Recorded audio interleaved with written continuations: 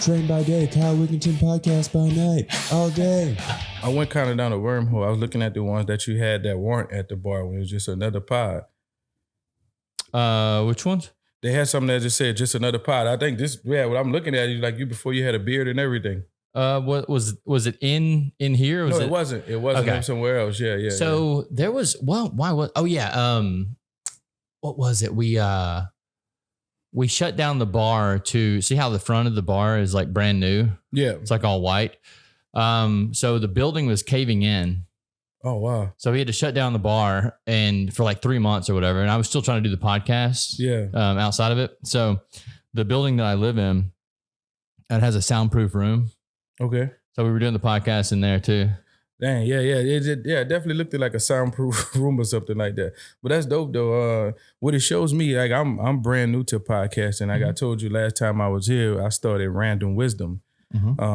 So that's my pod where I pretty much talk about the random knowledge that I learned over time in life and just share it. But I did audio only. So like I said, like I came here last time on Cam, like I got inspired by this. I'm like, whoa, this is what I've been missing. I don't want my phone up there. Like I might get a call, get an important call. So I don't want to have to keep it stop recording and stuff like that. So I saw that and I was inspired. And yeah, like just to watch somebody journey and watch to where they at now. Like I'm a fan of what you do. I appreciate what you do. Yeah. That means a lot too. Cause I mean, it takes a lot of work to do these things. For sure. Especially the growth over time. That's what's cool about, that's what I tell everyone about starting something. It's like, you're not going to start and be a pro. For sure. Like you need to start with whatever you have and then kind of like pick up equipment and accrue skills over time. Yeah. Because I mean, as long as you're moving and doing something, you're actually in the right direction. Yeah. Whenever you're just sitting there thinking about it, you're not really getting anything done. You're not really getting that done. Yeah. And that's, I think that's kind of one of the icks I have with people nowadays is that they think everything should happen immediately.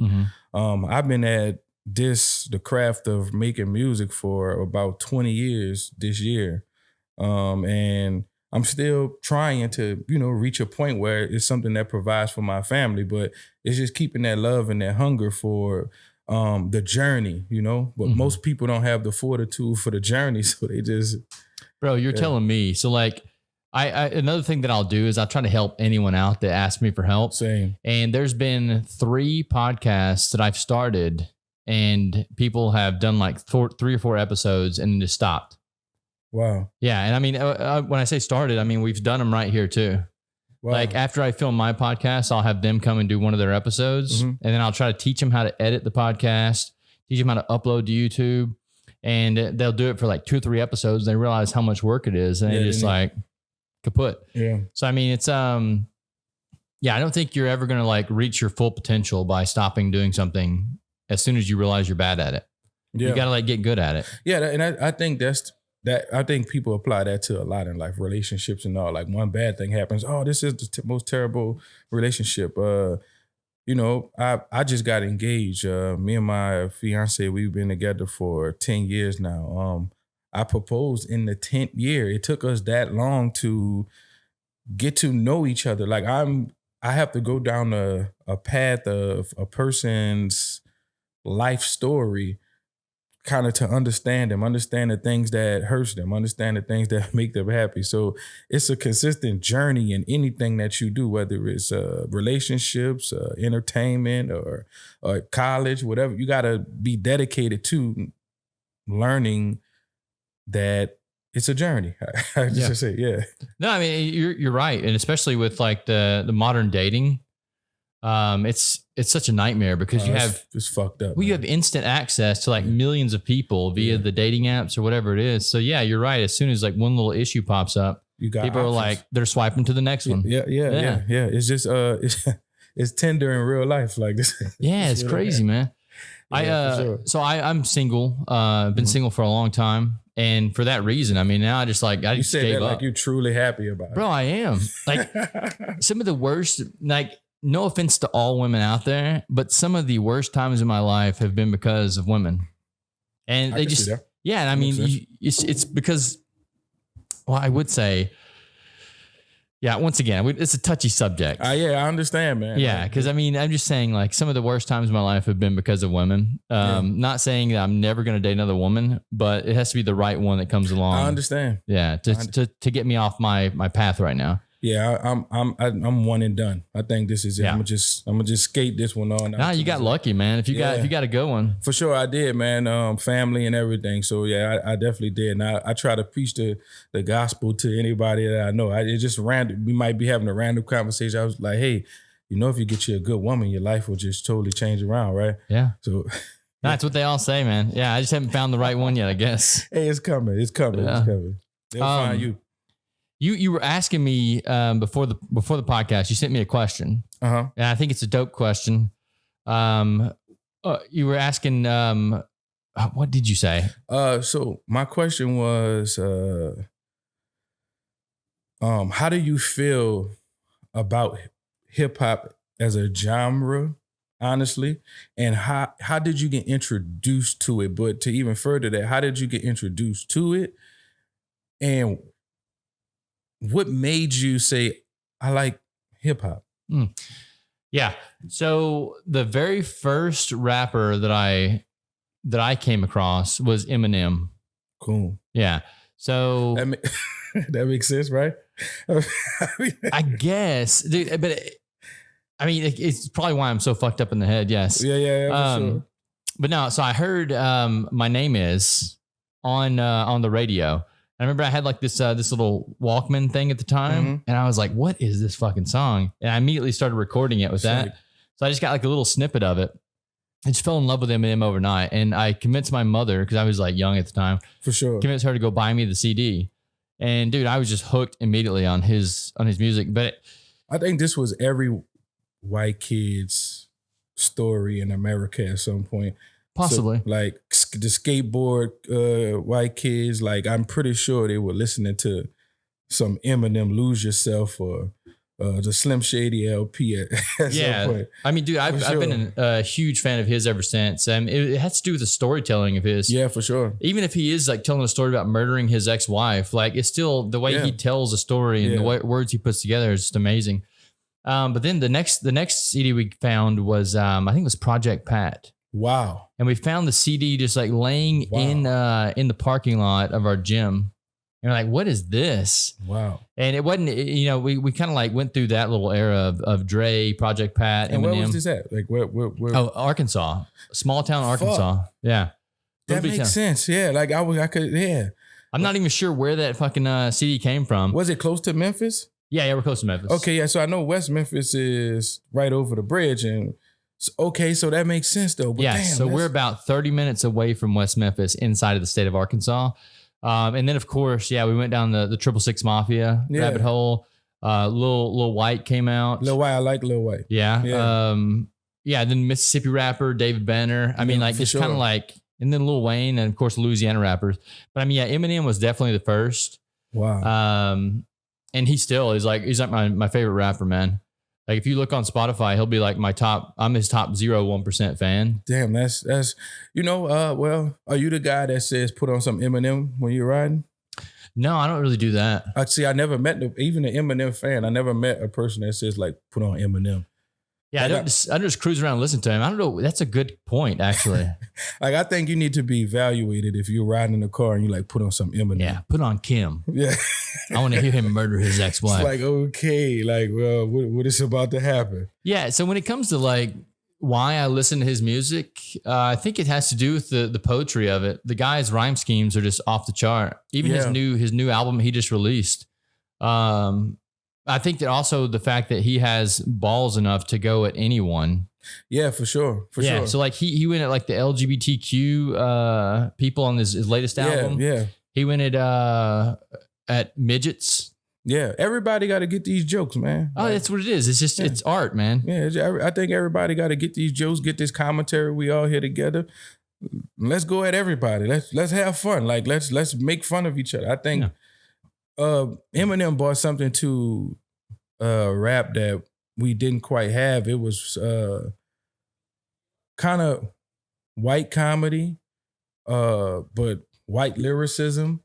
And just a perspective from a guy that wasn't a suburban American white kid. He came up in neighborhoods with people that had it rough, or black people, or whoever was in that neighborhood, like 8 Mile. Like, he ccame up in those neighborhoods, so to hear his perspective on the world and know the things that crazy ass white kids go through, like, cause that's the thing. Like, I wanted to, just as well as we heard black stories, it was interesting to hear a white kid's story. So yeah, he had a great impact on the game, man. That's interesting that you went from that to Project Pat too. Like, it was just the next thing that we found. Damn. Yeah, and like I said, rap is like, just hip hop in general, man. It's such a it's so good. It's good music, man. It's just good vibes. That's the best way to put it. It's good depending vibes. on what you listen to. Well, like, what would be bad? I don't want to name anyone in specific, but I will talk about the content. When you talk about killing your people, I think that's something that's detrimental to the culture as well as us as a people. Now, if you rapping about you had conflict with someone, he harmed he did something foul to one of your kids or something like that, and you decide that you want to, take his life, that I understand that part of retaliation, but we're talking about things you may have had a dispute with a woman, or you may have, and you're talking about glorifying killing someone. On no terms is this right to talk about murdering someone, but if you're talking about in self-defense, you had to do what's right to protect your family, I understand that, but we're not talking about that. We're glorifying killing someone over a girl that they liked on Instagram. Right. Yeah. So if it's like a beef thing, yeah, that's not good vibes, obviously. But I mean, like, some of the way, I think Immortal Technique. Oh yeah, for sure. One of the songs that he had, and it might not be Immortal Technique that had the song, but he was rapping about raping his own mother. Oh wow. Yeah, I could be wrong with the rapper, but there's a song out there it's like fucking poetry. But this guy talks about his gang initiation, and part of the gang initiation was raping a woman, and they put a bag over the woman's head. And then at the very end of the rape session, him and his boys they pulled the bag off, and it was his own mother. Well, yeah, for sure. I like shit like that. Like, that's like it's like a movie, like pretty much. Like, now, yeah, for me, it's when we talk about the real things that actually happen and you're glorifying. Like, I like a good story, a good I don't know, something that sounds like an action film. Like, that's why I love Kendrick Lamar. Kendrick Lamar tells stories over the music.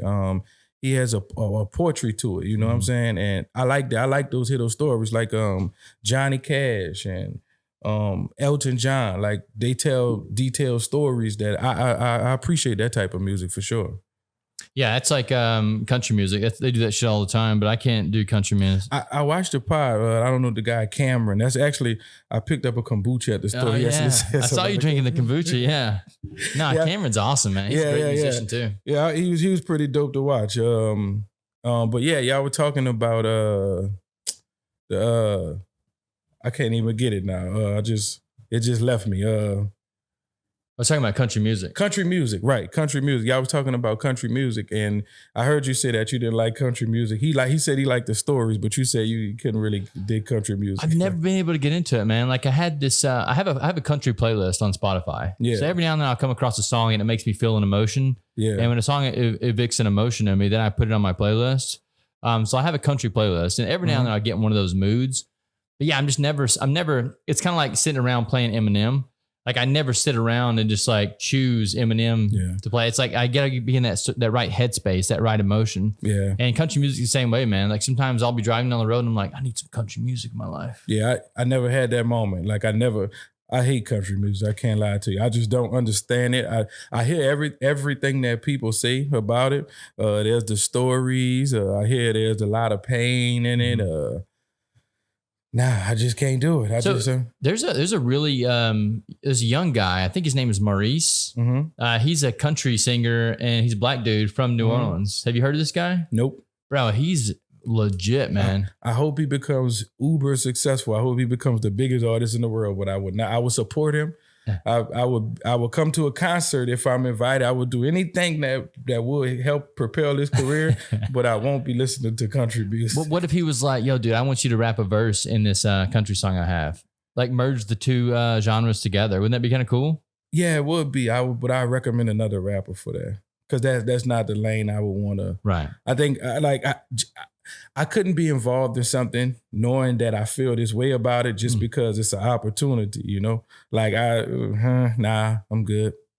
Like, but I will support though. Like I buy tickets, like we could have a back to school jam. Like we could do all this thing, but like I wouldn't listen to the music though. I don't know. It's not that I even have an opinion if it's bad or if it's good.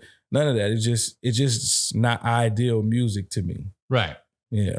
Yeah. One of my new favorite rappers is Hunnam Kind. Have you heard of this guy?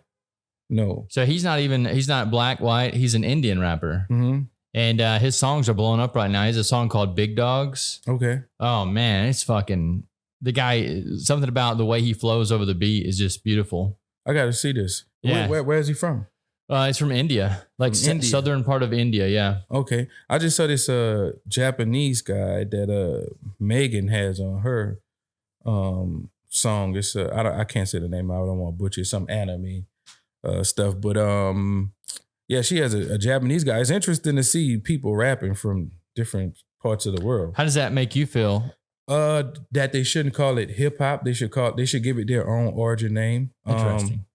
I think hip hop is a Black American thing.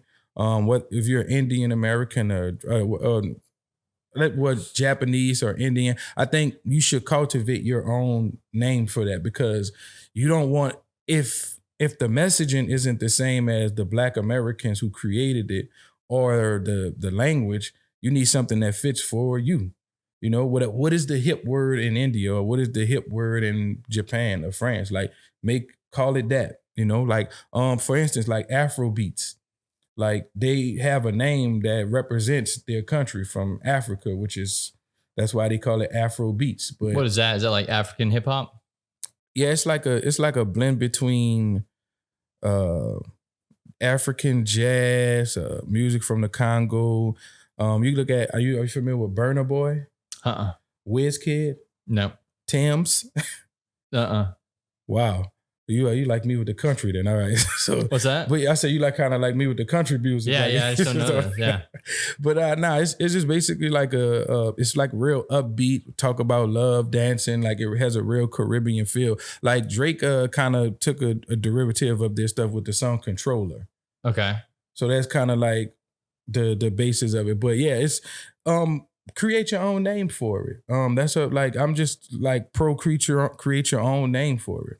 So for me, when you say the word hip hop, I think of just like a way to define a genre of music. I don't think of it as like the whole culture aspect. Well, so when I hear hip hop, I'm like, oh, it's like rap music. Like I'm not thinking of it like the whole culture aspect. So whenever you come to me and say, hey, have you heard this new Hunnam Kind song? It's a hip hop song. I'm like, oh, okay, it's a rap song. Mm-hmm. Yeah, I just don't.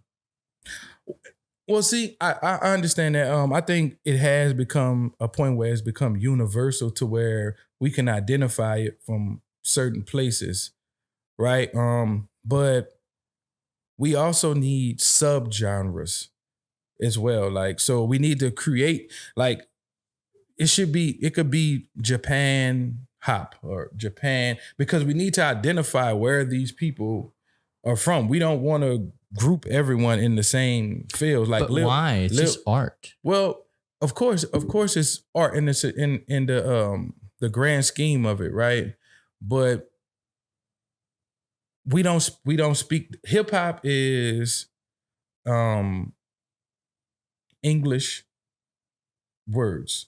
Okay. So let's say whatever it translates to in hip hop, whatever hip is over there, whatever the culture, what are the slang words? This derives from slang words by African Americans who needed outlets to showcase their music. They started sampling, DJing, breakdancing, graffiti. Of course, it may have all the same elements, but it's inspired by what's your own thing that you identify for. What is that called? Like, I understand that you're inspired by this. Hip hop was inspired by jazz. Then through that, then you got R&B. You got these all different genres. They have an identification. So I think just those things that come from different places should also have a separate identification. I wonder if they do, though. They might. If they do, I just don't know it. I would like to know that and identify it as that, though. That's what I mean. Yeah, I need like a young Jamie here. You watch Joe Rogan's podcast? Yeah, I watch. Yeah. It's young Jamie that looks shit up. Yeah, looks shit up. Yeah. Young Jamie, look that up. Yeah, for sure. Yeah, and that's dope. Yeah, that's what I'm looking for my podcast. I need somebody who could just look some shit up at any given time for sure. I see what you mean though about the label aspects of it. But yeah, whenever I hear people talk about like certain types of music, I'm like, yeah, it's just art. I don't really care where it comes from. If it's dope, it's dope. Yeah, for sure. Yeah, it's really not about where you come from, but it's more so about representing the people where you come from and letting them know that I'm, I guess, putting y'all on the map per se. Like, then that's what hip hop is about. So we want to see those things. Like, we want to have, like, soon it may be in the Olympics, right? We just had breaking in the Olympics, and I was horrified by the things that I seen. But Australia, shouts out Australia. You really fucked that one up. I was horrified. At least Americans should have won by default, just to say, hey, this like. Who did win breakdancing? I think it was Australia. No way. No, they didn't. No. I think Australia didn't even score a point. The girl who won, the country wears green and yellow. Whoever that is, they won breakdancing, and she was twirling on the floor. Like, she was doing something that is absolutely that not sounds like fucking Australia, but the one chick, the Ray-Ban, I think what her name was. Ray-Ban? Ray-Ban, I think what her name was. See, that's that right there. Like, let's see. Ridiculous. Who won breakdancing in Olympics 2024? There it is. Like, how did they even, like, I didn't see the qualifiers. I didn't see none of this. Like, yesterday's gold medal battle. Looks like China won. Or no, it's Canada. China? No, it's Canada. Yeah, fucking wow. Canada. And wow. This is, US got third place. Oh, we got third place. Wow. Yeah. Wow. To Canada, and wow. Okay. Guess Drake got that one for him, right? Still, dude, Australia. it was. I wonder if they were doing it just to kind of spoof people. Yeah. Because even in her like profile, her Instagram profile, I've seen like breakdowns of this now. Mm-hmm. Even her Instagram profile, she had like PhD in breakdancing. So apparently she teaches breakdancing theory at some kind of college or whatever. But yeah, she in practice, she's lacking. But yeah, do you think hip hop is going to be in the Olympics soon? Because they did have some pretty wild sports in there this year. With breaking, it is. Breaking is one of that's one of the elements of hip hop. So hip hop is in the Olympics. It's the first music genre to ever be in the Olympics. It'd be cool to do like the rap Olympics, like if they had freestyle battling. Yeah. That'd be dope. That'd be dope. But just how would you do that though? Because if this is not funny, but imagine an Asia rapping in their language and someone has to translate it, and you like. That's a great point, actually. Yeah, I don't think you could do that. Yeah, I guess dancing works because there's no translator needed. Yeah, there's no translation. It's universal movements. Yeah, definitely universal movements that's happening there that I saw him breaking. I was like, I don't know if that's. Yeah, I wonder if they would have to. I guess they would have to like commit to a certain language, because I know that the Hanuman Khan guy, he's an Southern Indian rapper, but he raps in English. Okay. Yeah, so he's actually touching our markets because of that right there. Okay, that's cool. Yeah, I guess if they said a certain language to rap in. But I do know that they have some very interesting sports in the Olympics this year. Breakdancing was one of them. There was something else that they had that was weird. 3-on-3 basketball. Oh yeah, that's pretty dope. You didn't like that? You wouldn't? I just thought it was weird. Like, I don't understand why. Like, who's picking these things? Yeah, that needs to be evaluated too. And like the speed walking they used to do. Now, yeah, the speed, is that still in the Olympics? I didn't see that. I didn't see it this year, but it's just another one of those things. It's like, why? Yeah, it's like a bunch of older people like doing that shit. Like, I don't know like why. Like, but you just see people that's like you're concerned about them when you look at them on a speed walk. And like, you don't look like you should be speed walking. You look like you should be at a hospital somewhere. Like, well, I mean, because like the Olympics is about like strenuous activity, like the guys that can run a 100-meter dash in like 9 seconds. Yeah. Like, at what point did someone go speed walking? Yeah. I mean, that's definitely that's one of those sports. And then technically they're not speed where they are, but then it's like at a point they're not like, and how do you even know you can do this? Like, that's my thing. Like, how do you know you even qualify to like, I have no idea. like, who said like we having a like is there a poster that just put out it on the speed walking class? It's like how do you know? Now, since we're doing this like new sport thing, it'll be interesting to see in future Olympics what they come up with. I think there was another weird one this year that I was like, what in the fuck are they doing? But I can't remember right now what it was. But even 3-on-3 basketball, it's like we have 5-on-5. Why you need 3-on-3? Yeah, why you need 3-on-3? Yeah, I know Ice Cube. He has a 3-on-3 league. I've heard about this. I haven't seen it yet though. Yeah, it's pretty amazing. It's a lot of retired players as well as players that may have went to like Europe and played. They didn't make the NBA roster. Current free agents. And they all play. It's co-ed too, right? It's like boys and girls. I want to say. Yeah, well, they just made a league for the women. That's what it is. They just made a league for the women. But yeah, it's mostly NBA retired NBA players and stuff like that. It's not like people off the street that just want to come play. But yeah. But how long until that is what it is? I mean, there's some good street ball players out there, man. Yeah. The N1 league they used to have. Oh man, talk about it. Remember that? Hell yeah, they had it in the arena. Like, I didn't realize that when I went to it in the arena, this was the collapse of it. Like, it wasn't street ball anymore, but I loved N1, man. Bro, some of those players out there were just so good. Who was Hot Sauce? Professor Hot Sauce? Yeah. Elevator. Yeah. Who was the Escalator? Escalator. Yeah, he was so smooth. That's actually Mark Jackson's brother. Bro, he was good. Yeah, he was to real be that good. freaking big. He was good. Yeah, he could really pass, and he had a nice layup game for sure. Yeah. Yeah, there was one dude that could do like a 720 dunk. Oh, the air up there. That's his name. Yeah. How the fuck? Like, that's interesting. And that's why I knew to ask you, like, how did you get introduced to hip hop? Because I want to know, like, how did white kids grow up? I don't know what age range you're in, but like, I'm 38, so okay, I'm 33. So okay.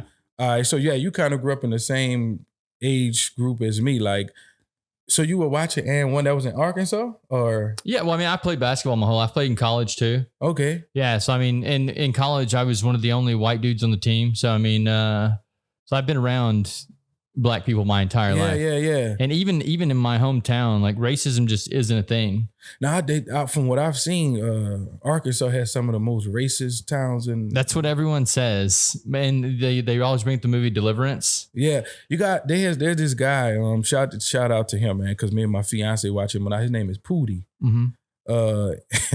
And he went to a town in Arkansas. I think it starts with an F. I can't think of the name of it.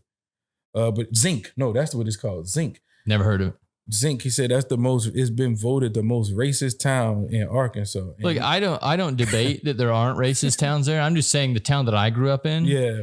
Racism didn't exist because it's a relatively poor town. Yeah. And when you're in a poor place and everyone's poor, everyone's just trying to survive. For sure. It's like, I don't give a shit what your skin color is. Let's eat. Yeah, for sure. Yeah. And that's kind of how I was raised. But yeah, I don't doubt that there's still racism out there, but I was never around it. And that's why I fit into a great city like this. Yeah. Where I don't look at anyone like their skin color. I look at you like you're a human being. Yeah. And that's how pretty much how I grew up here, man. You rarely encountered racism, especially, I mean, I've encountered it in the state of Louisiana, but not necessarily in New Orleans. And I've been here for 32 years now, and I haven't never experienced a racist moment. I mean, I'm pretty sure people have their things that, but as far as just experiencing a moment, nah, it's a beautiful place to live. Yeah, like it's a melting pot of people, It really is. And I've never felt unsafe in a part of the city. I mean, I'm sure there are places that are pretty bad, but it's like someone asked me the other day, they're like, yo, you ever been to this bar? And it was a certain bar that's in a predominantly black neighborhood, and it's a predominantly black bar. And I was like, I've never been, but I mean, we can go. Like, I know that when you go in there, like everyone's going to welcome you with open arms. Yeah, for like sure. No one's going to look at you like you don't belong here. Yeah, for sure. Like, You know, I think the thing is, man, I see some of these. I seen a news clip the other day, man. It was some guy went to go do something. He's like, he want to cause a hate crime. He was going to do something to some black people. He wanted to. He set out for that. Yeah, and it's like, you know, most of the time, black people are just chilling. We're not worried about hate crimes. Like if you walked in our establishment, it's like, hey, what's up? Like, nice to meet you. You know, you're gonna get welcomed with open arms. So it's like, why are you thinking about a hate crime, my brother? Like, why? That's the worst place to go to commit a hate crime anyway. A place where there's a bar full of black people. Yeah. Like that's how you get your ass beat. Yeah, you for sure. You get your ass beat up in there. For sure. I mean, anytime you're going to go commit some hate crimes, like you want to do it away from establishments like that. Yeah, you definitely, most definitely, for sure. For sure. Yeah. I don't know. I love this city, man. Something about it. Just the way the people are, that's a big part of the city. Everyone's super nice. The way that art is like on the forefront of a lot of things we do around here. Mm-hmm. And that's why this bar has like been flourishing too, because we really we go hard for the artists. Yeah. So like we do our open mics and things like that. We try to give back to the community as much as we can. But it's a dope city, man. Yeah, it definitely is. It's a place where you can meet one person from Yugoslavia and you can meet one person from the Lower Ninth Ward. And they probably share the same interests. They just want some crawfish. Yeah. Where's the crawfish at? So yeah, they searching for a po' boy or something, and I don't know. It's just a place. It was cool growing up in a place where people just wanted to have fun. This is a place where people come to have fun. Just like a place like Vegas. You grew up there, like it's just we came to have. Well, Vegas they come for a lot more crazy shit, but like yeah, they just come to have fun. Like you know, this is a fun place. So yeah. Yeah. Do you ever see yourself leaving New Orleans? Oh yeah, I'm plotting on it, man. Because. I said all those great things, but there's a ton of things that are not on my list of things that I want for my future. Mm-hmm. And one of them is definitely the education system here is corrupted. Just a lot of things that I see that go on here. I don't know. I don't think it's great for a kid to grow up in, especially a black kid. I want my kid to kind of see a better environment, different scenery than what I seen growing up here. Obviously, it changes. Can you give me an example? You saying what? That's something bad that you saw when you're growing up that you wouldn't want your child to see? Oh well, yeah, for sure. Just living in an environment where there's drugs, poverty, and an unprogressive mindset. I think the environment creates the unprogressive mindset. And just being around individual. Well, first off, I grew up around all black people, right? Mm-hmm. So that's why I'm so intrigued about what's your experience with hip hop? How did it come about? Oh, dude, ask me any white questions you want. For sure. Like, my experience, like, growing up, I only grew up around black people. So I want to show my kid a multicultural vibe, Of course you could get that here, but for me, just as an adult, I'm burnt out with it. And I've seen other places that I enjoy, but more so I want to put my kid in places at the point when I do have a kid, that can show them a different aspect of life instead of just Southern living. So like, where would you go? So the place I've been thinking on, and me and my fiance talked about is Denver, Colorado. We vacation there for a few. We definitely some white people there. Oh, definitely some white people. I don't think it was limited on the black people I seen, but as long as I was treated with respect, right. People were cool, so I'm cool with that. That's a white place. Yeah, I like it there. Like and it snows. That also makes it a white place as well. Fuck that, I want to change my life just entirely. Like I just want to go to a culture shock and be able to decide if I could come back or not. I don't see how anyone lives in cold weather. I know I'm a white person, and they say that's where I was, where my skin was made in cold weather. But fuck that, dude. Give me the heat all day. Yeah, I'm not a heat guy. At least from the cold, you can cover up. But you know, you can shelter yourself within clothes, but the heat, I mean, you got to walk around with Dude, clothes I on. love it though, man. Like I go outside and I meditate at 12 o'clock at lunchtime every day. I meditate on the rooftop of my building. Wow, that's pretty cool. Sun right overhead. I don't know if it's cool or not, but I mean, people could call me crazy for doing that, but something about it, man, it's like a warm hug. Yeah, hey man, the sun is a warm hug, man. Like just embracing the sun.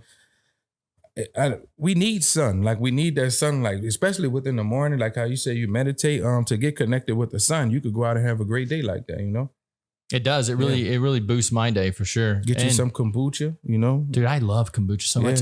I might go get me one after we get off the podcast. I haven't had this brand though. For sure. Is that good? The Big Easy brand? Oh, this is I usually get the Synergy. This is what they had at the place down there. That's my brother. He was coming in. He actually was supposed to come. Oh, does he want to come in? Yeah. Here, I'll unlock the door. It's cool. So yeah, where were we at? Oh, we're talking about kombucha? Kombucha, yeah. And moving from New Orleans. Yeah, but moving to Colorado, huh? Yeah, I've never been to Colorado. You said Denver specifically, right? Yeah. I fell in love with it. Me and my fiance went there. We stayed there for like a week. We just explored the city, and I'm like, we're gonna take a trip back there so I can feel it again. And after that, we're gonna start looking around to see if it's that time to move here for sure. You spoke on the educational system here in New Orleans. Mm-hmm. My only incursion with that was we did a film one time in a school out in Metairie. Mm-hmm. And we were touring the school just to kind of see where we wanted to shoot and stuff. Mm-hmm. And I asked the guy, I said, is this one of the schools that got damaged by Katrina? Mm-hmm. And he was like, it is. And I was like, oh, when are they going to open back up? And he's like, no, it's operational right now. And it was in that bad of condition. Well, and that's the thing. The finances are put to things that help out the tourism economy and not the educational system, man. We like last in education, Yeah. That's something to be said, but like we incarcerate the most people.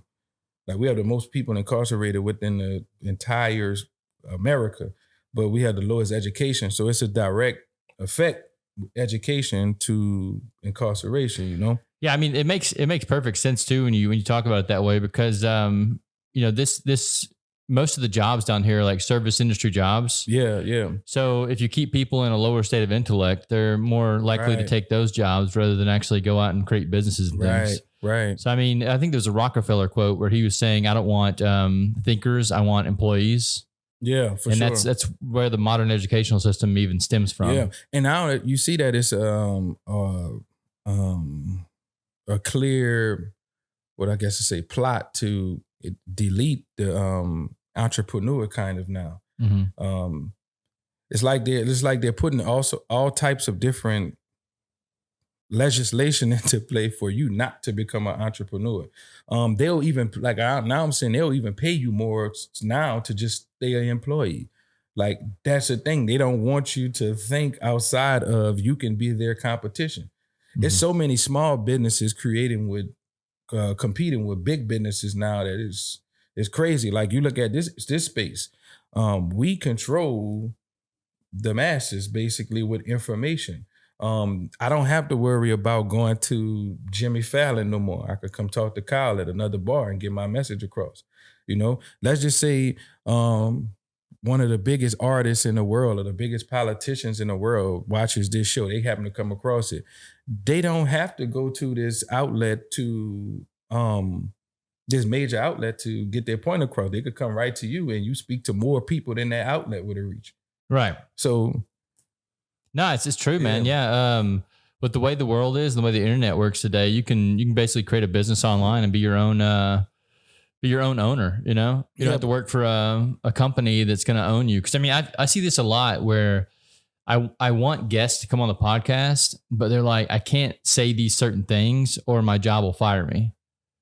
And it's like, well, they're censoring your speech then. Yeah, they're your owner at that point in time. For sure. Like, and that's why we have a lot of issues here in the state of Louisiana, because whenever I go talk to people, I've asked, the last one I had on was a medical professional and he came on anonymously to talk about some of the bad things that happen in the medical field. But he had to come on anonymously to do that, or he would lose his job. And then I have a fireman lined up, ex-fireman, but he wants to come on anonymously too and talk about the issues that this city has in that. But it's crazy that people have to come on anonymously.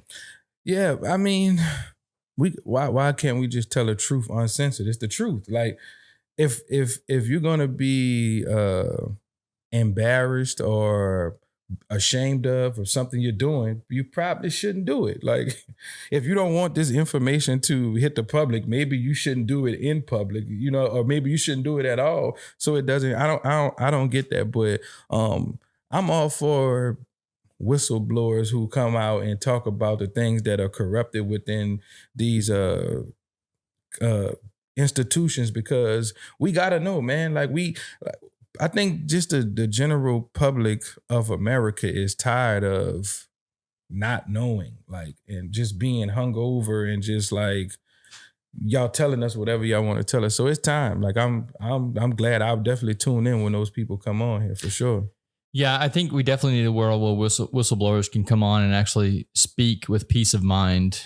If you look at the most famous whistleblowers, like one is the WikiLeaks guy. Oh, yeah. Like, that's huge. But you see what happened to him? He got run out of the fucking country. Yeah. Are you Edward Snowden? No, that's not Edward Snowden. That was Julius Assange. Okay. But Edward Snowden too. Like, when he came out and whistleblowed the surveillance state. Yeah. Which he also got run out of the country. Yeah, and we see now is very true. Yeah. Right. So, I mean, that they're kind of like setting examples of what happens to you whenever you are a whistleblower, which is keeping people from speaking up too. Well, I read this word, and I went and looked up the definition, and this is my first time hearing it. I want to pronounce it right too, but it's autocracy. Okay. It's like a form of a dictatorship. And it was saying, like, basically America has been in kind of an autocracy for, I hope I'm saying this shit right, but we have been in that for a while now. And it's basically like another form of dictatorship. They don't tell you that, hey, if you disrespect your government, we'll kill you. They don't say those they just do it. Like, I mean, like, you look at a person like Dr. Martin Luther King, right? He said he was nonviolent. They just use force anyway to say, even if you're nonviolent, you don't disrespect our country on this level. And that's kind of like with everything. They don't want you to, if you speak on something, you got to either flee or you know what happens after that. Yeah. And they do it on TV too, so that you can, they set an example. That's the same way with like the COVID bullshit. Yeah. Whenever businesses were refusing to close, what'd they do? They had the media come and film all this shit, and they had the cops come and like tow them away. Yeah. Like, none of that had to be put on television. It was put on television so they could make you an example. Yeah. To keep other people from doing it. Yeah. And that's their key, intimidation. Yeah. I mean, it all stems back from, like you were saying, the educational system. Rather than teaching people how to think critically, they teach people how to memorize and regurgitate. Yeah. So, I mean, memorize what you need to know for this test. And then when we give you the test, spit it back out, regurgitate it, and then go on to the next test. Yep. Rather than actually think critically and solve your own problems. And that's then that turns you into wake up, go to work, come home, wake up, go to. What do you did like all these years? What did you do for yourself, except for follow the directions of the American government? What to do? Yeah, I was reading a study the other day, and it was very interesting. They were talking about that the average person has the majority of their experiences before they're 24. And what that does is it causes your perception of time to speed up. So that most people, since they've stopped having new experiences at 24, their perception of time speeds up because they're just doing the same thing over and over again. So basically their entire life or one half of their life is over at 24. Damn, that's damn. Yeah. So it's saying that you need to have more new experiences, and that could just be going and traveling and seeing something new. Or starting a new hobby, anything like that. But that right there will slow down the perception of time. But we don't even think about that, dude. That's crazy that you can perceive time differently. Yeah. I mean, he introduced me to music, which made me perceive time different. Like making music? Yeah, like just the art of just rapping. Hey, so like really like putting words to a beat. And it made me, I guess, shift time perception as well, because it made me see the opposite though. Like, I did different things with music. I went to different places. I saw different things. So my palette has always been open up to different environments, different people, different sounds. Like right now, I don't listen to much rap music. I'm probably on some it's a Japanese guy that plays synths that I've been listening to. I'll put you on it. I don't know if you listen to that, but I love all music, man. But it just opened me up to all music, all people. Well, I think the creative, the creative especially, since they're constantly using their mind, they're working their mind to create something new. I think that's also shifting your perception.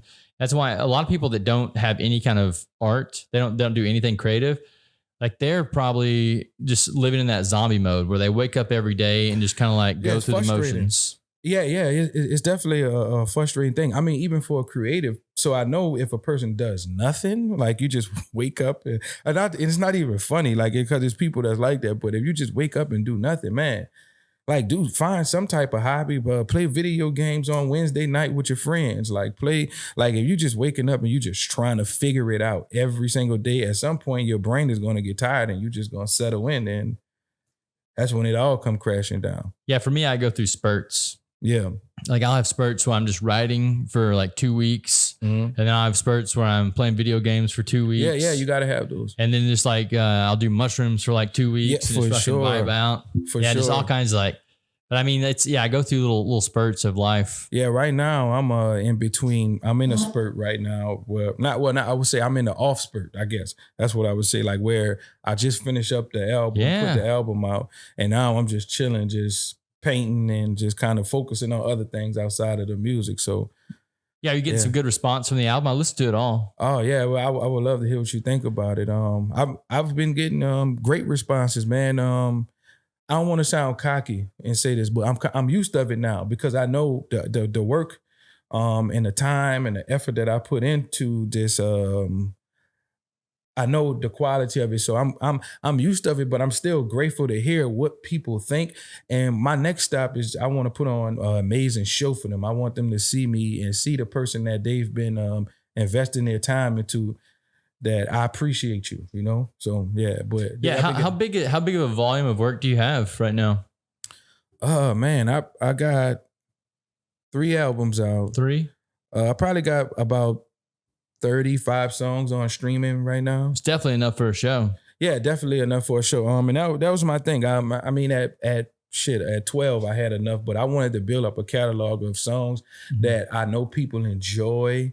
I get responses from them, and now I really want to just pop out and do some shows within the city. Just me and my DJ, like we're gonna put on what I call an exhibition of my life, you know. Like, dude, dope. I mean, whenever you do that, let me know for sure. For sure. Yeah, I'll pop through. Yeah. I mean, maybe we could even have the pod there or something. You know what I'm saying? That'd be kind of cool. Yeah. I actually have a mobile setup now. I bought some new little mics that they're not like these. You know, this right here. You gotta take all this out and set it up. But like now I get these new little mics that just pin on your lapel. Yeah. Freaking dope, man. Yeah, that's I got some of those as well. When I get you on Random Wisdom, we might do like Random Wisdom or something there. I get you. Dude, let's do it. Yeah. I'm with that for sure. Yeah, because I definitely have some random wisdom to drop. Hey, I mean, I heard some of it today, so you know what I'm saying. I would definitely want you to come on. What you think about the album, though? I know you. No, I think it's good. A lot of the stuff you rap about, I can't relate to. For sure. Yeah, but what is that? I would like to. I mean, just like some of the African American stuff, the black stuff that you deal with. I didn't deal with that. For sure. Yeah, so I mean, I think your music's good, but I just can't. I can't relate to it all. But I do think that you have something going. For sure. I thank you.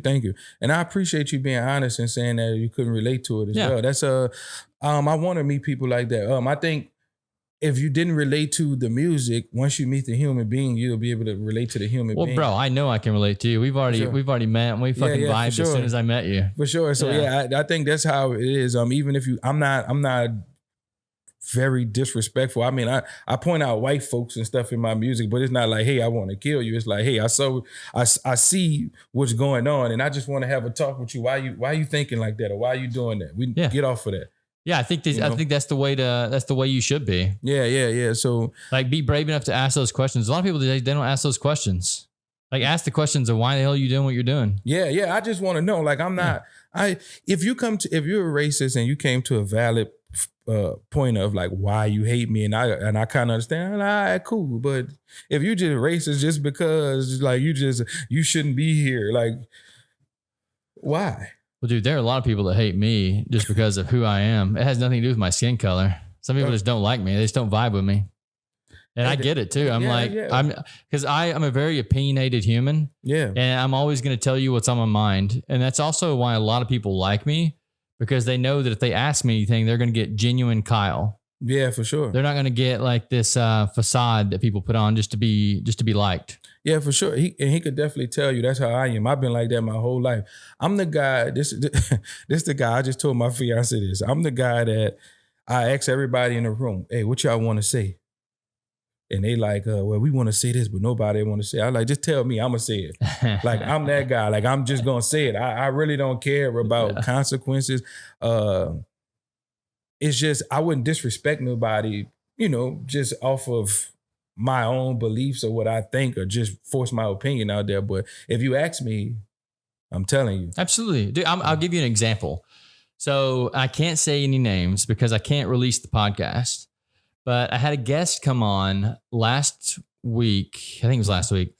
And she did a podcast on HIV and AIDS. Mm-hmm. And it was a great podcast. Like, she gave so much information that is beneficial to everyone out there. Like, because there are a lot of stigmas that surround HIV and AIDS. For sure. But her whole like purpose is to take the stigmas away.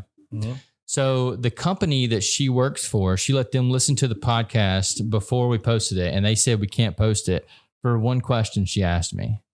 And I gave an honest opinion on this question. And the question was, what if you were in love with a woman and then she came to you and said, I have HIV, but I'm taking medications that prevent me from giving it to you. She said, would you still be with this person? And I said, I wouldn't still be with the person. Like, I respect her for telling me that she has this, but that's just always going to be looming in the back of my mind that she has this. And I think that's just self-preservation as a human being. Well, I think they didn't like my answers. They didn't let me post the podcast. Yeah, that's crazy. Because I think knowing information and not telling the information is the same as lying. I kind of, Well, that's against the law if you're talking about HIV and AIDS. Yeah, for sure. Yeah. For sure. That's crazy. That's crazy. I wish them well in their situation, But like, far as like with the album, all the things that we talk about, that's what I want to give off with my album. And I'm glad I met a person like you that said it's not relatable. I think none of it was relatable. Like you popped in there, he's like, I can't get like with this at all. I mean, there was a few songs. I didn't like listen to it back to back to back. Mm-hmm. I listened to it as like I was doing other things. Gotcha. So it was kind of like in the background. Gotcha. There was a few songs that I was just kind of like, I don't really like. It's good music, but I just don't relate to it. I mean, some of the experiences and things you were talking about. There's things that I've never experienced. Got you. Like I said, I mean, it's the same with Eminem. Like, I don't relate to like Eminem. Yeah, for sure. I've never murdered my ex-wife, so I mean, I can't relate to that. But at the same time, it's a good song. That's what I mean by that. For sure. Yeah, good, but I just can't. I got you. That's what I kind of, whatever that experience was you had with Project Pat. I was just a little white kid in Kansas right now. He just popped in my album Beverly, and he's like, "Oh, this shit is amazing, dude." There might be. Yeah. I'm telling you, man. Like, there could be some white kid that's able to relate to those things. Well, I get streams in a lot of crazy places, so I'm pretty sure one of those is probably a white kid. So, I mean, they do comment on my stuff on YouTube. Yeah. So, I hope I want to relate to it. I want everybody to come to the shows. I want everybody to experience my world. Like, I'm telling his story as well. This my brother. Y'all can't see him on camera, but he's here. Like, I can attest. Yeah, I'm telling our story as kids. I'm telling the wanna knowing about how did you get introduced to that's what I'm talking about through my music. And I want people, I don't know, man, I want all people at my shows, man. I don't really see a no skin color in hip hop, baby. Yeah, come on. Yeah. Come on, man. Let's have fun. Let's smoke some weed. Let's do some mushrooms.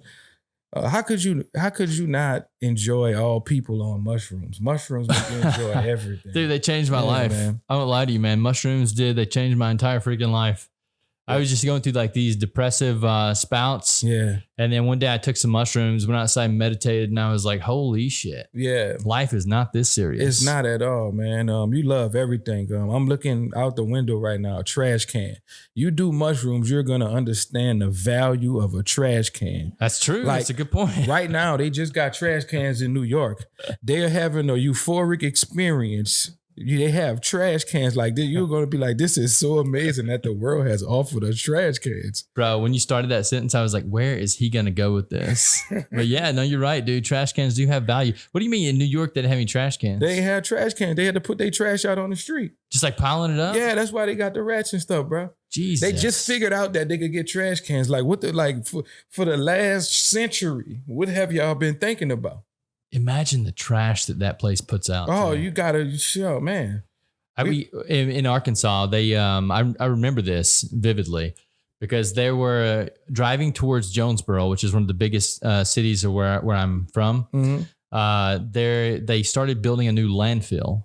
Yeah, and you could see where they were digging out the ground for the landfill, and then they started piling trash up. So you could see this, and they put a row of trees in. So you couldn't see what was going on at the landfill.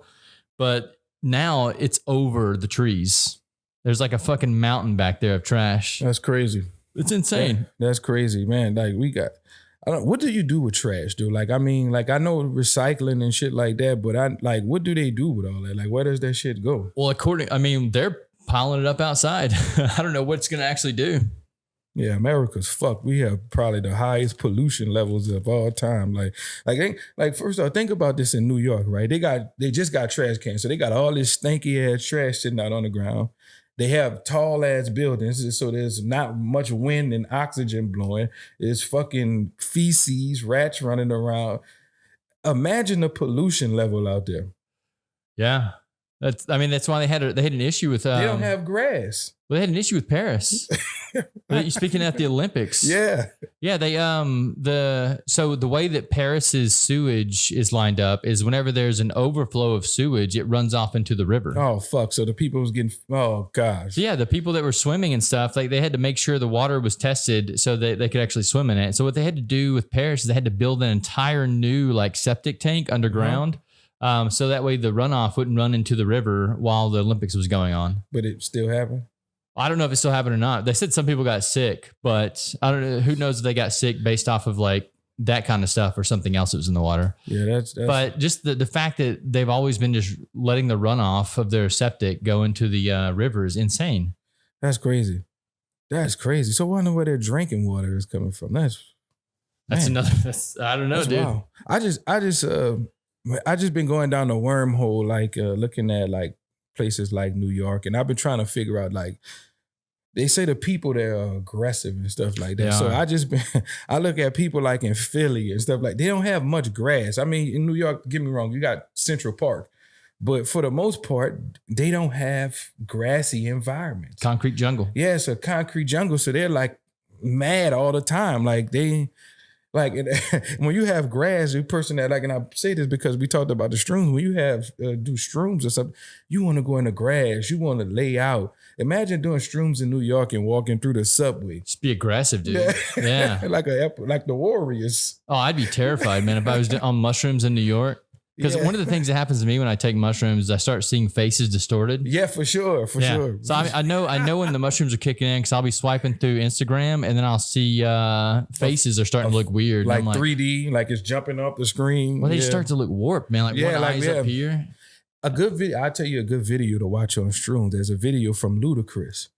It's called Sudden Hospitality. And his song called, he say, throw them bows. Oh, I know this song, bro. Look at the video on shrooms. Okay. It's Ludacris jump off the screen on you. Yeah, because they do it in like, they use like 35 millimeter film. Or like lenses to like make distorted stuff. Yeah. I probably use like 15 millimeter. And I'll tell you something else, 3-6 Mafia. I know you said you like the Project Pat. Just go check out some of their videos. Oh, I love 3-6. Like it looks like the old DVD type of vibe. Yeah, like it looks like you're in 1996 with him. Like I watched that on shrooms. I was like, man, what the fuck? This is amazing. Bro, 3-6, man. They come out with some good stuff. Yeah, for sure. Even Lil White, whenever they signed him, because I think he was with the 3-6. Hey, I'm glad he's here. We mentioned Lil White. Hey, we used to listen to Lil White. Yeah, dude. Lil White, my smoking song. Yeah. Yeah. Nah, he was real. And you guys know Afro Man? Yeah, because I got high. He's still doing tours to this day off of that one song, man. Bro, I saw him in concert one time. Oh, that's tight. And it was like a very small location. So it was kind of like this bar type situation. But dude, it was one of the dopest fucking concerts ever. He came out just freestyling.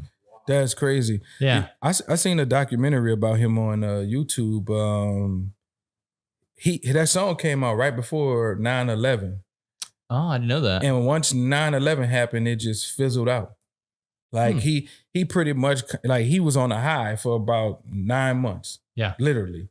And that song popped off, 9/11 happened, and he kind of just went, the label flopped. Like, no, they weren't putting any music. Nobody wanted to hear Because I Got High when America's pretty much suffering. So they, he basically left that, and then he got back on, and now he's touring everywhere just off of that one song. Bro, I mean, in my opinion, that entire album was great. I gotta listen to the entire. I never listened to the entire album. Oh, there's some good songs on it, man. But I mean, Because I Got High's ringing through my fucking head right now. Yeah, that's what's like. What is it about that song that's so catchy? You know, do you like take that into consideration in your music? That's a great question. I want to say things that's relatable, for sure.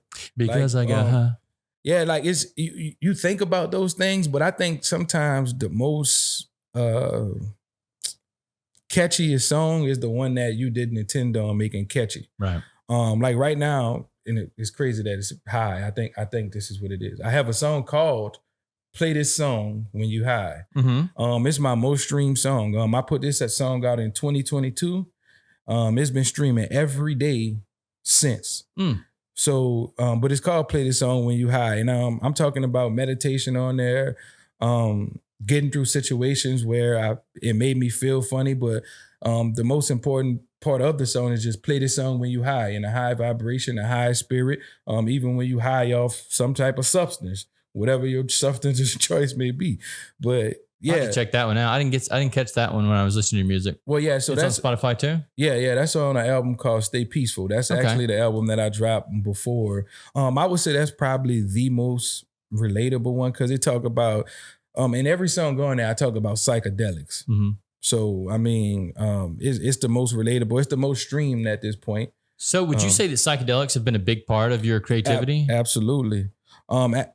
Psychedelics have been a big part of the changing of my human experience, not just like music. The first psychedelic I did was acid. And that kind of opened up my palette to like, okay, wow, psychedelics have a different experience. So then I tried shrooms. I got crazy shroom stories too, by the way. But the first I tried shrooms and I was like, okay, I like this. I like the experience. I'll give you the story. I mean, it's a long story, but I'll make it short. Yeah. But like the first time I did shrooms, I went to the Singer Theater. Okay. I was going to see Moulin Rouge. Prior to what I do now, I worked in a timeshare business. I met a gentleman, shout out Tim. He was the guitarist for Moulin Rouge. He gave me and my fiance tickets, so we went to see Moulin Rouge. I'm standing in the line. We took the shrooms right before we left the house. Standing in the line, right by the Singer Theater, right across the street from that diagonal, you can see the Joy Theater. Mm-hmm. I don't know if they still have this up there, but they had like some huge M&Ms, like basically for the lottery. Like they was like M&Ms, they was promoting the lottery with M&Ms. Now I could show you. When the pod is over, just remind me to show you the video. I'll show you that I'm not lying. The sign was blinking when I took the video, right? Mm-hmm. But it wasn't blinking when I was just looking at it. Mm. All right, so I'm like, okay, they have kicked in. So immediately we could get our tickets from the wheel call because the guy sent them to the wheel call. So I tell a guy my name. I'm like, my name is Ashton.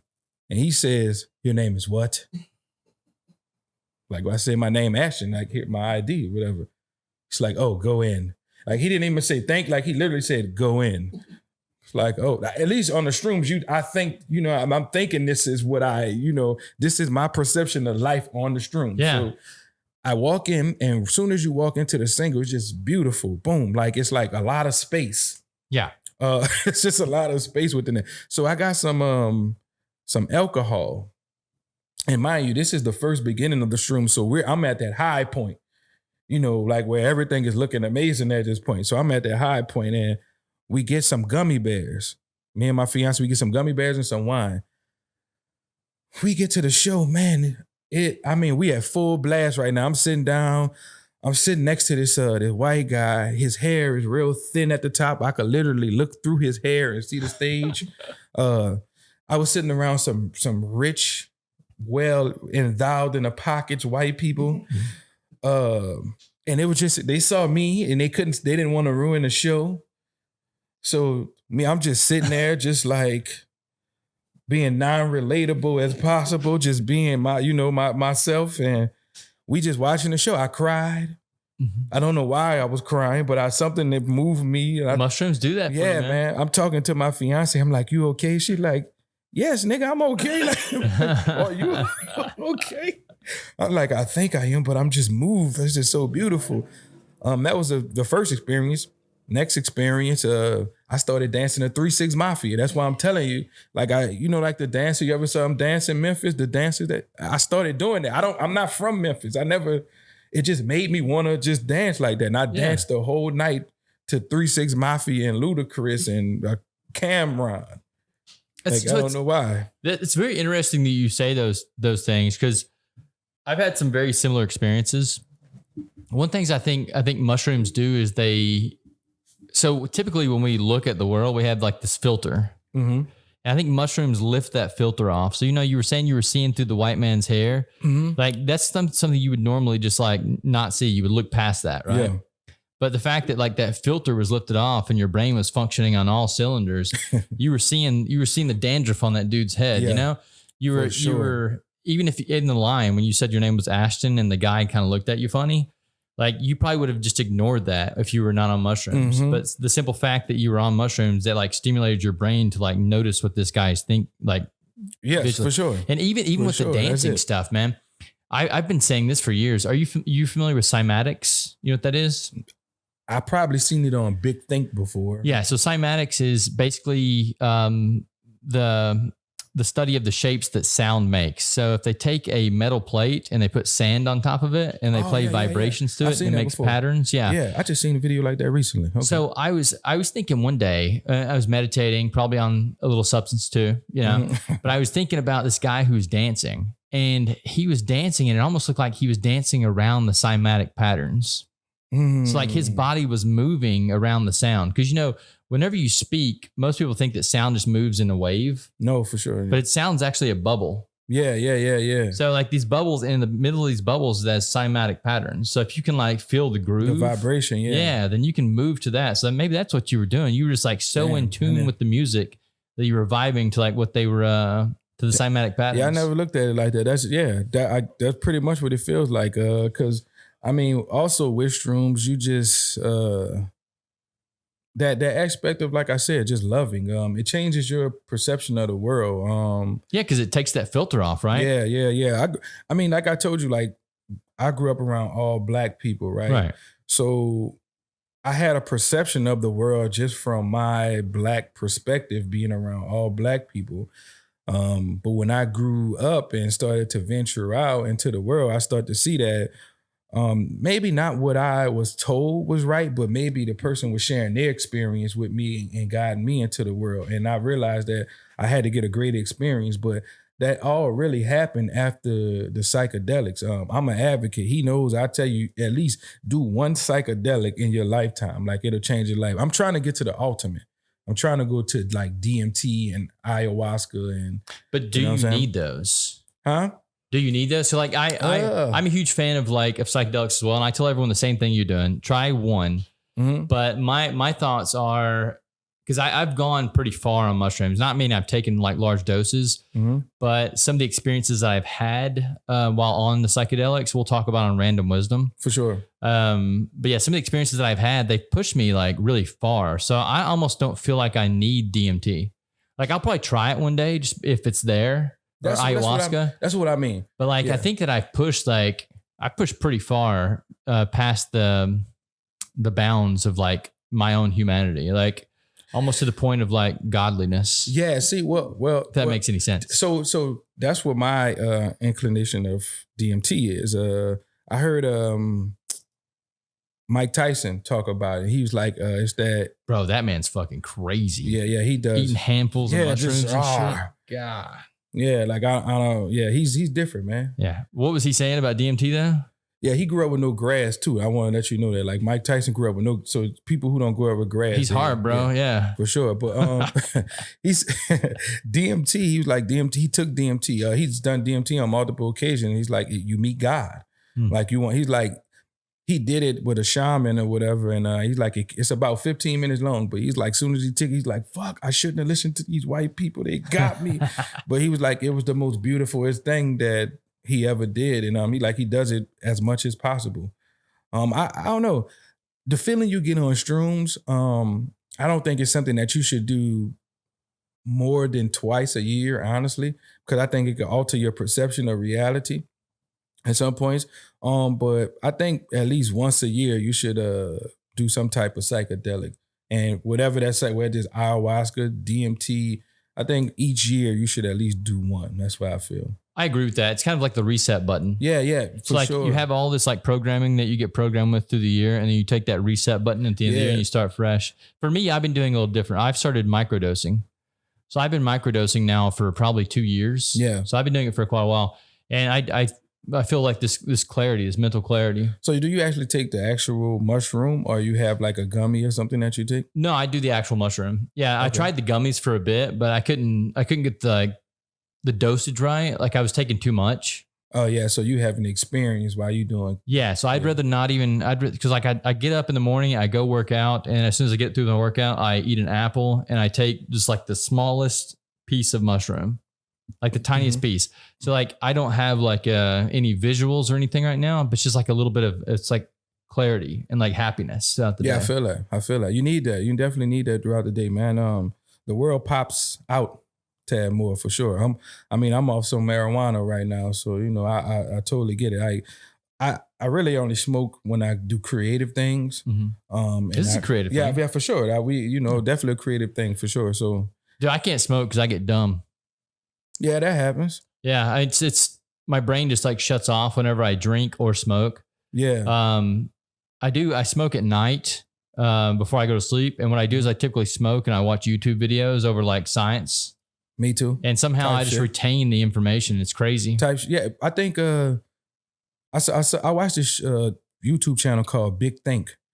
And on Big Think, basically, they talk about a lot of things that involve the brain and stuff like that. But one of the things they talked about was going to sleep right before you getting information about something or learning something, you retain it more.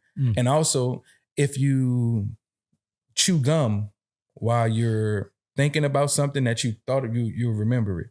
I've heard of that. Like while you're studying for a test. But I tested out though. Like I worked in timeshare. So during my presentations, I would chew gum, and I would write down basically everything that the person would say.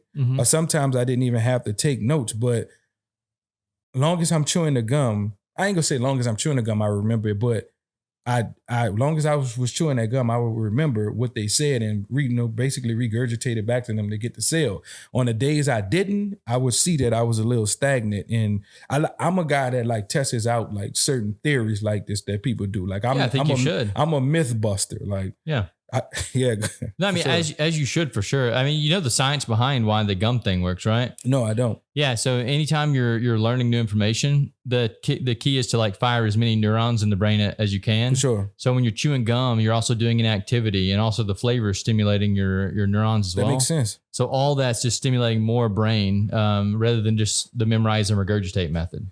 Yeah, that makes sense. See, like this is why I started Random Wisdom. Like people know things like that. Like it's like even like manifestation. Oh, bro, I got some shit I can tell you, but I gotta wait. I gotta wait for your podcast, man. For sure. I can't say it all in here, man. I gotta wait for yours. We got to get back on random. We got to get you on random wisdom, man. Yeah. So when you talk about manifestation, yeah, like we bring that up on random wisdom. For sure, we got to. That's one of my fields. So because I got big into like not manifestation. I'll call it magic. Like I'm pretty sure it's what it is. It's magic. the secret. Yeah. And all magic is like a higher form of science that we don't understand. Yep. So we give it this frou-frou word called magic. Yeah. It's magic. Yeah. Yeah. It is, dude. And all it is high science, man. Yeah. It's really magic, man. You could really will something into your atmosphere for sure.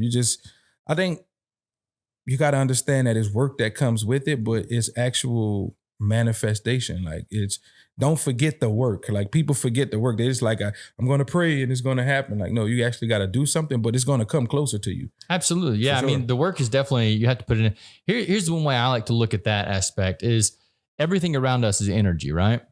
Yes. Yeah. Everything's made up of energy.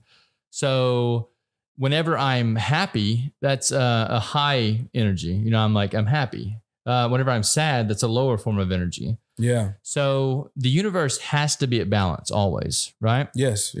Okay. So if I can insert a little bit of negativity in my life, it's pushing on the universe in a negative way, which is going to bring back positivity. For sure. Because it has to be at balance. For sure. So one way that I like to manipulate this is every time I go to my building where I live, I park as far away from my door as I can. Mm-hmm. And a lot of people think, this guy's just being nice for the elderly people that live around here. But no, I'm doing it because me adding that little bit of negativity, walking all the way from my vehicle, carrying all my shit to my house, is just pushing against the universe in a negative way, which brings the positivity back. Yes. And you can take this in anything in life.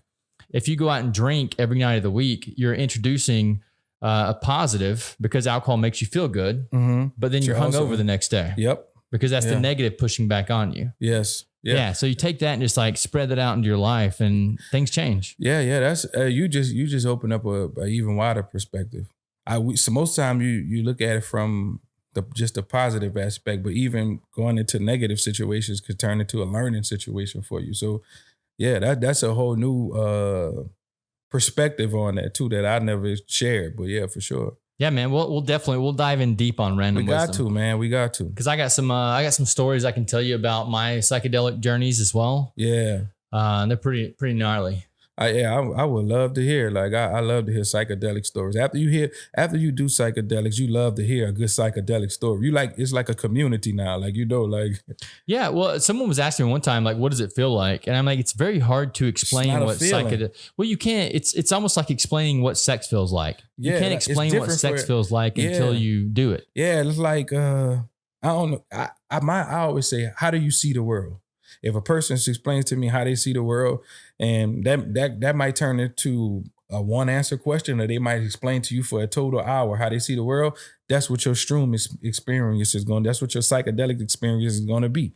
The way you experience the world. Like, if you like a lot of rap music, you consume this every day, you will put on some rap music. You might start freestyling. If like you might get naked.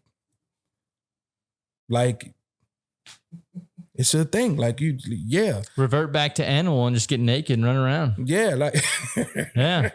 I mean, it's what we all are at the base layer. We're all just animals running around trying to figure shit out. I say the first time you do try your psychedelic, try it within the confines of your home. If you have a nice home environment, if you got a bad home environment, stay away from your home. Just stay away from the psychedelics, period. But if you got a nice, safe home environment where you like your home, it's cozy, it feels good to you, do it there. And you're going to understand the great human being you've become.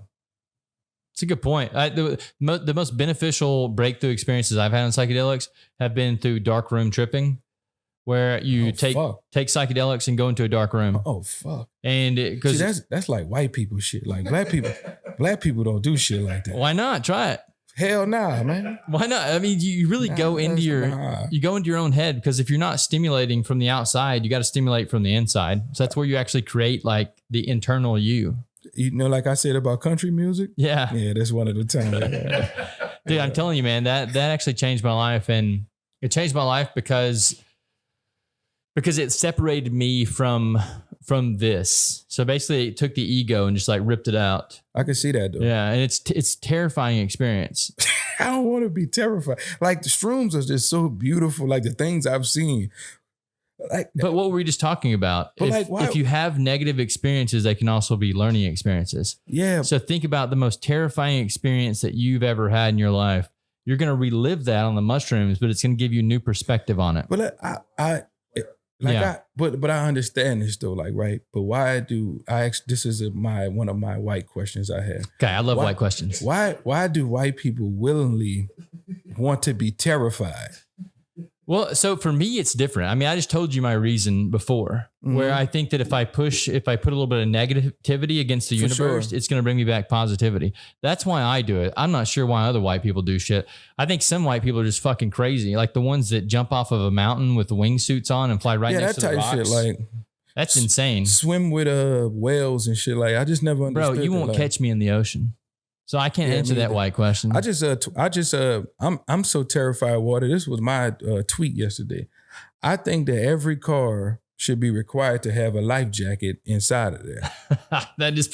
You are pretty terrified of water then. Yeah. I think I don't mind going across a bridge or nothing like that, but it's just the fact that it's America. It could happen, you know? I mean, I guess if you're talking about like just the bridge caving in. Yeah, like it happened in Baltimore. You could be on that bridge that it happens on. Now, I wish some people I have met in my lifetime, I would want them to be on that bridge. With no life jacket. Yeah. But like, and I hope they survive. I just hope they get an awakening. Like, you shouldn't have messed with Ashton back in the Gap of Tunes, however they look at me. But yeah. Like I think you need a life jacket, man. That's like. See, I know how to swim. I've been around water my whole life, but it's just the thing that terrifies me about the ocean is the shit I can't see. Yeah. Like I'm okay swimming. Yeah, bro, there's no telling what is in that water below you. Yeah, I know. How far do you go down before it just like turns into nothing? Like just pitch black? Yeah, I know it's kind of after the abyss. I watched something with Will Smith, but just because I'm sure like at some point after you get so far down, like it just bursts.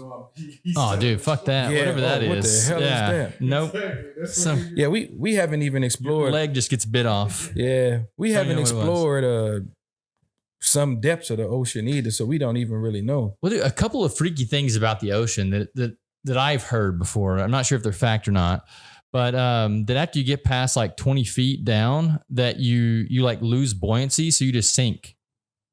It's like you're not, you know how you like float on the water a little bit? Once you get like past 20 feet down, your body just sinks. Gosh. Like you can swim back up, obviously, but like you don't have to swim down. Your body's just going to sink. Another one is the fact that it's just dark after like 50 feet or something, like it's pitch black. So, I mean, you don't know what's swimming around you. And these things can all use echolocation and shit. Yeah. So they know you're there. They're going to hear your human breathing ass down. Yeah. Yeah. We got fresh meat. But I wonder, like, is it like one big gulp when they catch you? Or do they kind of like just nibble on you? Like, that's what I wonder. Like, once you get down, would it, like, when a person is getting eaten, is it just like they just swallow you whole or like? I've seen sharks take bites out of people. You know that? But apparently they don't like human meat. It's what they say. They sure in the hell always going for it off Florida. I mean, the terrifying thing that you get eaten by is a bear, a brown bear, because they eat you while you're still alive. Yeah. You ever heard of a black person getting bit by a shark? Yeah. That happened before? I'm sure it's happened, but I don't know any black people who've been bit by a shark. Yeah, we don't go out that far. I don't know if a black person's been eaten by a bear either. Yeah, we don't go out that far either. Yeah. Like that's out far. Like even if you say jump out off a cliff, we don't go out that far. Like, dude, I'll tell you this story I heard one time. This girl went out on a hiking trip, and I guess she didn't have anybody with her. I don't know why she wouldn't have anybody with her, but she gets attacked by a bear and it ends up calling her mother while the bear's eating her. And the mother stays on the line the entire time the girl's being eaten by the bear. And eventually the girl just like stops hurting her. I guess because like, you know, once you're about to die, you don't hurt anymore. Mm-hmm. And then finally the girl just stopped breathing, but the mother was on the phone the whole fucking time. And apparently this is a conversation that's on the internet. I've never been brave enough to go look it up, but apparently this conversation is somewhere on the internet you can go find, of the girl calling her mother while she's being eaten by a bear. Because they eat you from the ass up too. They don't grab your throat and eat you. Like they grab you by the legs and they eat you from the ass up. I thought you said, wow. Ass up, legs up, whatever you want to say. But the whole time you're there. Freaky bears. Yeah, that's interesting. Why would she stay on the? I don't know. Damn. Ooh, that's interesting. Think about that. Like if your son or daughter calls you and they're dying, like would you not stay on the phone with them too? And if you didn't, would you feel guilty as a parent? Because it's kind of selfish to hang the phone up. That's damn. That's shocking. Like that's like whoa. Like when you talk about some tough shit, I don't know. I don't know what would I do in that situation. Like it's one of those philosophical questions, man. It's like the questions of if it was a train going down the track and it was going to hit one baby or it was going to hit 100 human adults, which track would you pull it on? Would you kill one baby over 100 human adults? I got an answer for that, but it's gonna make me sound fucked up. Well, I think either way you pick it, it's gonna sound fucked up. But I mean, fucked up, yeah. You would kill the baby. I gotta get him out of here. Yeah, I mean, last night we were talking about this at the album release party too for my boy. Yeah, we gotta get him out of here. Yeah, same thing. Like we all agreed that the baby has to go over 100. Yeah, I think because at least I would say this: the baby will grow up and develop a great trauma. They have a whole entire life of trauma that they're going to build up. The people that are the 100 adults that are standing there, they would at least know the means to release their trauma. A baby just has to grow up with this. Now don't get me wrong. The adults, they'll have a trauma as well going on, seeing that a baby just passed. But how many of them will actually even have the cognizance to even care? Well, I think whenever you think about the 100 adults, you're probably thinking about also 100 families. So there's really, more than 100 adults there. Yeah. Whereas if you're thinking about the baby, it's really just the immediate family of the baby. Right. So you're looking at like 600 people or more versus, 3 people over here. But yeah, you're right. The trauma thing, I never thought about it that way. Yeah. I don't, especially if it's a baby. I wouldn't want a baby to grow up with a lifetime of knowing trauma. that the only reason it's here because 100 people died. Yeah, for sure. Interesting. Sure. Yeah, no, that's definitely something I never thought about, but that brings more to the equation. Yeah. Yeah, man, we'll definitely hit some of these topics up on Random Wisdom, and let's do it. We'll do it big. So where can the people find you at? Random Wisdom. All the vowels are out. So it's RNDMWSDM.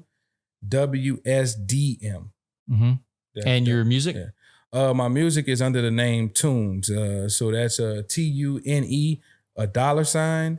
And you can find me on all streaming platforms like that. I'm kind of popping now, so I just pop up as the only name now. Like, so yeah, I'm really excited about that. So yeah, you can find me Tunes, TUNE $. Instagram is Random Wisdom with the vowels out. Yeah, come check me out, man. I got a lot going on. I got a lot that's about to come up as well. So I'm pretty excited about that. And yeah, man, stream my album. Beverly is out right now. You listening to this, you new here, come by, stop by, check out Random Wisdom and see what I got going on for sure. Yeah, dude, I look forward to seeing where you go. I think your music is dope. And whenever you have your first concert, hit me up, dude. I'm Definitely there. Will. Yeah. Definitely will. Thanks for coming through today, brother. Oh, likewise. Thank you for having me.